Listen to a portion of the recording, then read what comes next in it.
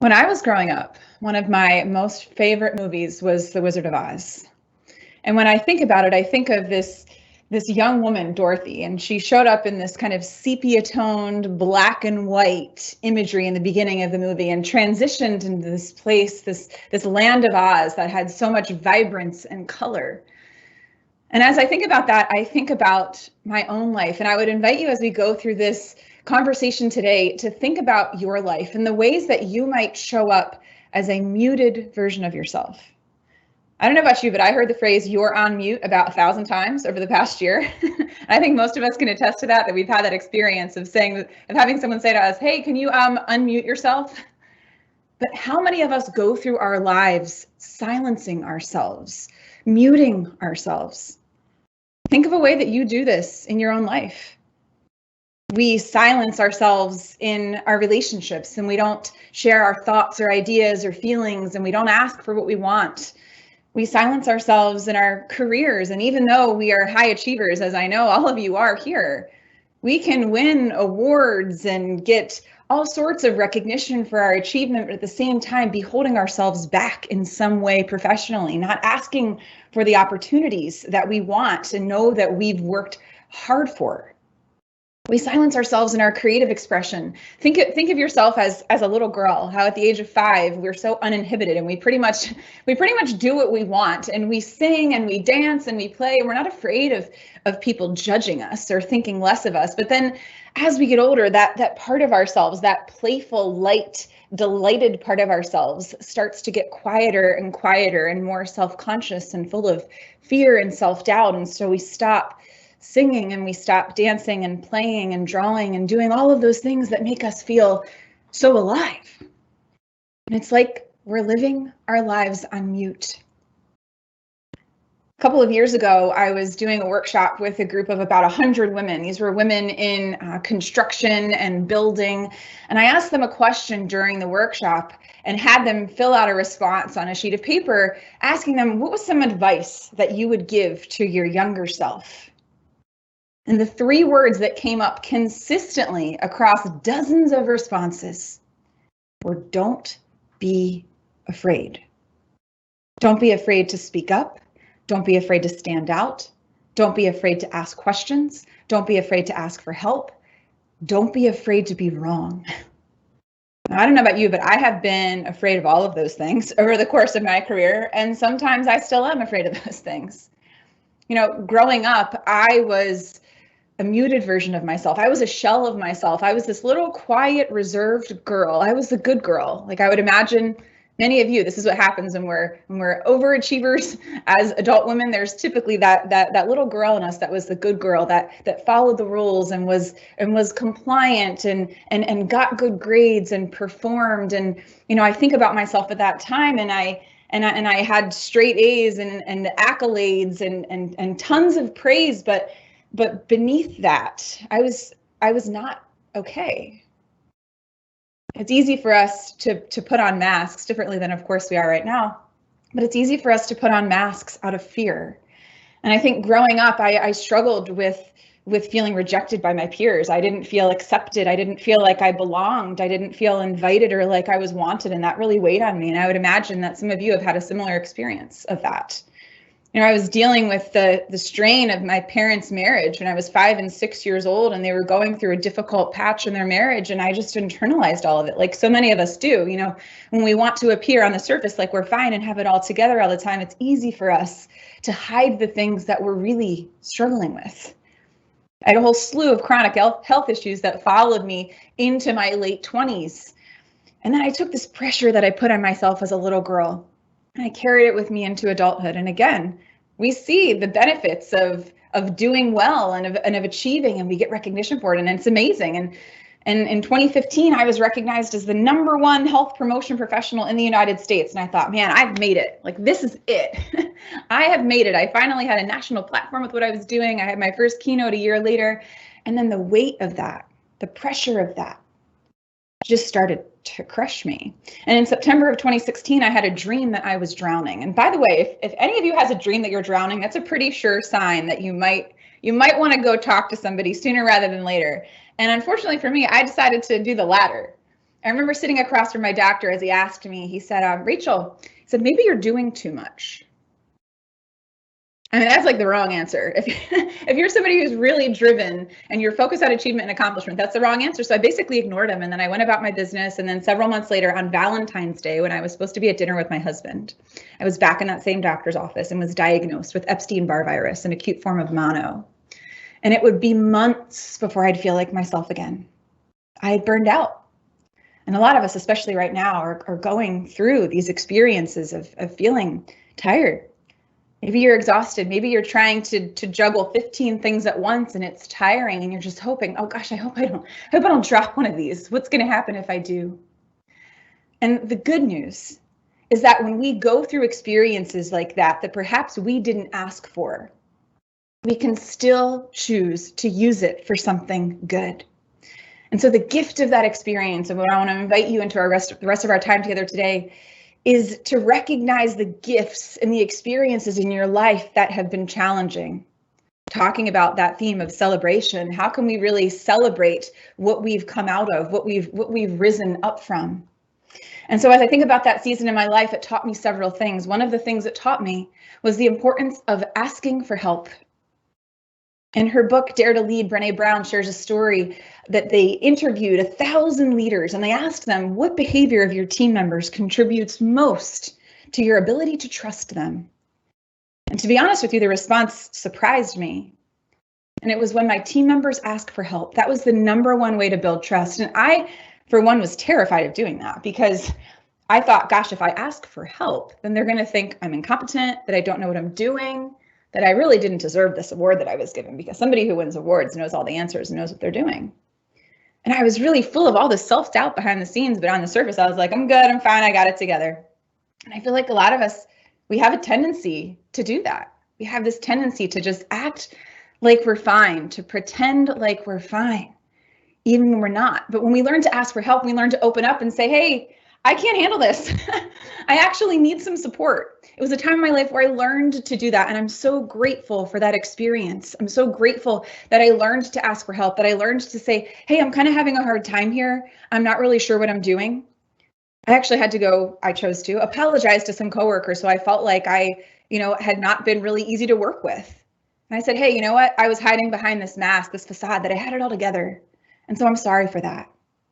And I started to repair these relationships little by little. And I started to realize during that season, I started to think about my life and what I really wanted to be doing with it. I had been at the same company at that point for just over a decade. And I liked my job. I got to do a lot of things that I enjoyed, but I realized I wasn't really living into my strengths.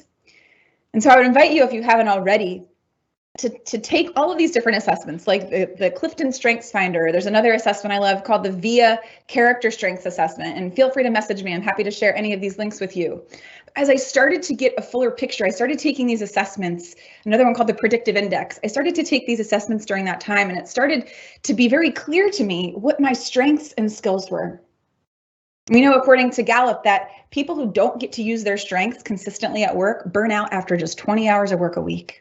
And I took that seriously, and I decided, what am I going to do to step more fully into the strengths that I have been given? And as I started to do that little by little, I started to pursue this love and this desire of speaking that I had had for quite a long time, but I just hadn't stepped into it fully.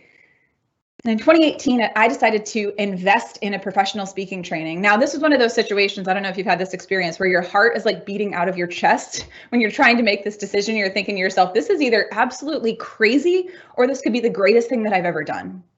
It was one of those moments where I called my husband and I just said, like, do you trust me? and he said yes. And I signed up for this program, and it was the best thing I ever could have done for my career, because it put me in a community of other people that had big visions for their lives. And I started to step into this space, and I started to be seen. And as I was working on a script for the program, I was talking about the story of when I first became unmuted. As a little girl, I had loved singing. I've loved singing my whole life, but I silenced my voice for so long because I was self-conscious and afraid of rejection. And what are people going to think? Can you think of a way in your own life that you do that? There's something that brings you so much joy, and you judge it maybe as, I'm not sure if that's good enough, or if I'm not good enough.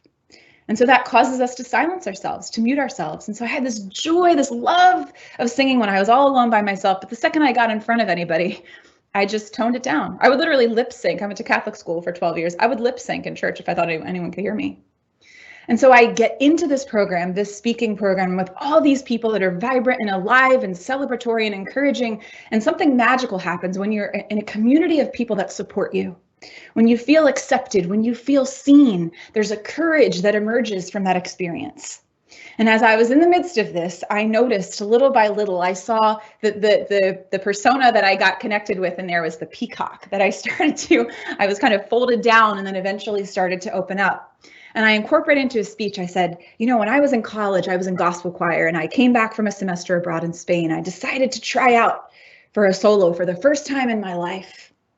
And I told him, I said, I went up to the microphone and I was terrified and trembling and so nervous, but I did it anyway. And that was the beginning. That was the beginning of my unmuting of my voice. And so I'm in this program over a decade later. And I'm sharing the story and I said, well, should I add singing into this? Would that be weird? Like sometimes it can go really weird when someone sings in a speech.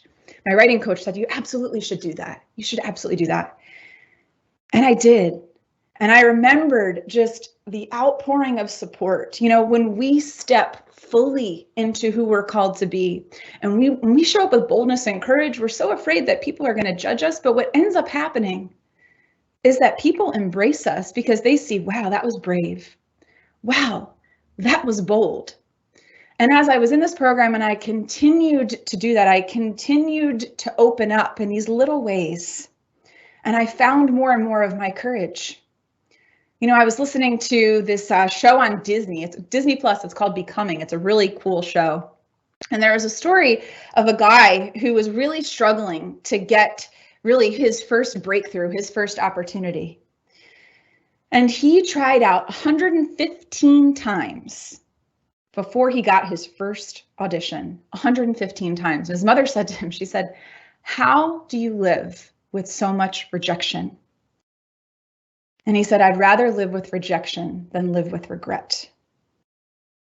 That guy is Nick Kroll. You may know him. He's a famous comedian and actor. He's won all kinds of awards, and this is what he does full time now. And imagine if he had stopped at audition number, if he had stopped at the tryout number, 99 or 55 or 114. So what is it that you're holding yourself back from? What is the thing that you're afraid of rejection, but maybe you should fear the regret. Maybe you should think, what happens if I don't do this? What is the world, not just what do you miss out on? What does the world miss out on if I don't pursue this? And for any areas of your life where maybe you're feeling a little insecure, you're feeling like, I don't know if I'm qualified, or I'm not sure if I have what it takes to do that. Here's what I've learned. I've learned that confidence is the byproduct of action. And as my friend Kate Ladon says, that sloppy success is better than perfect inaction. Sloppy success is better than perfect inaction. Guess what? Even the people you admire the most, big secret, spoiler alert, they're making it up too. We're all making it up. We all have no idea what we're doing and we're just making it up. And some of us can maybe hide it better than others, but at the end of the day, we're all making it up anyway. And so anything that you have an insecurity about, anything you have a self-doubt about, any way that you've been muting yourself or silencing yourself, I would invite you to challenge yourself and to think to yourself, what's a way that I can step forward, even though I'm in the face of fear? That's what courage is. Courage is taking action in the face of fear. How can you ask for help? How can you open up? How can you ask for feedback? How can you start being more honest about what you're going through? Because I guarantee there's someone in your life that would support you if they knew it.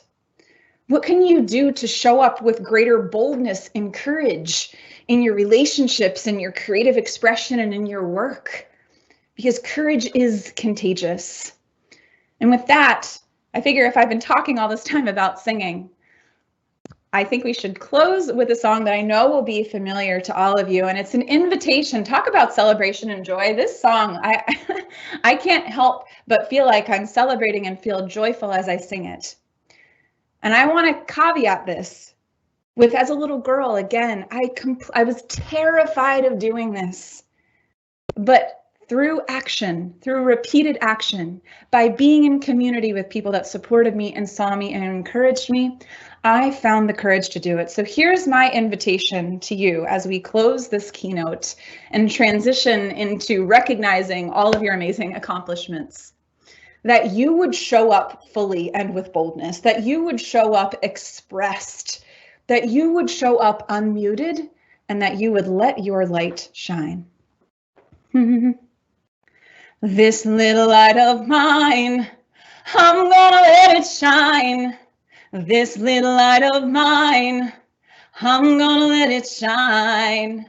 This little light of mine, I'm gonna let it shine. Let it shine, let it shine, let it shine. Eric, back over to you.